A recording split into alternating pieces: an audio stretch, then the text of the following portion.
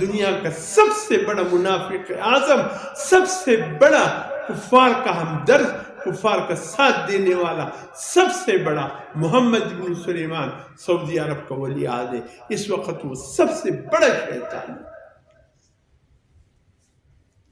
اس بات کو نہ دیکھو کہ وہ بیت اللہ شریف اور روضہ رسول کو اللہ پاک نے ان کے، اور ایسے بہت سے شیطان آئے۔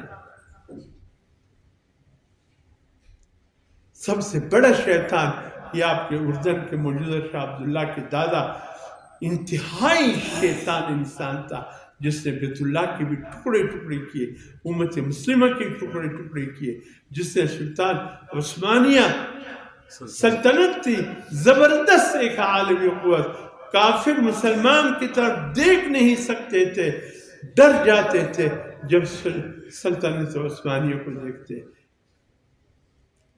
لیکن وہ جب بک گیا، مسلمانوں کی طاقتیں پارا پارا ہو گئی، کوئی دبئی بنا، کوئی کویت بنا، کوئی ابوظہبی بنا، کوئی قطر بن گیا، کوئی کیا بن گیا، کوئی کیا بن، امت مسلمہ کو اس بدبخت مسلمان نے پارا پارا کر دیا۔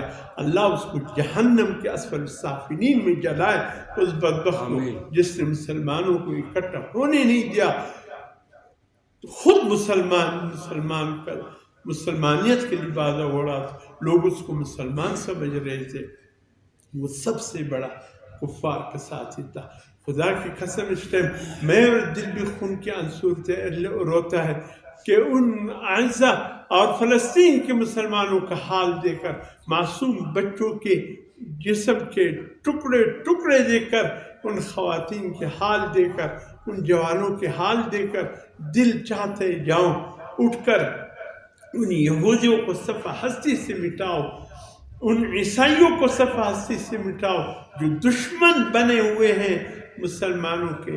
لیکن کیا کروں، میرا اپنے مسلم سربراہ میرا نہیں ہے، وہ انہی کا ہے، میں کس سے گلا کروں؟ دبئی کا شیخ جس کی دولت پہ عیسائی پل رہے ہیں، جس کی دولت پہ یہودی پل رہے ہیں، لیکن آج وہاں سے ایک گندم کا دانہ بھی فلسطین کے مسلمانوں تک نہیں پہنچ رہا۔ خدا ان کا بیڑا غرق کرے۔ یہ مسلمان حکمران نہیں، یہ منافق ہے، یہ کفار کے نمائندے۔ خدا کی قسم جتنے بھی مسلمان حکمران ہیں یہ سب ایک سے بڑھ کر ایک ذلیل ہے۔ ان کی وجہ سے آج امت مسلمہ رو رہے ہیں، فلسطین کے مسلمان رو رہے ہیں، اور کوئی وجہ نہیں ہے۔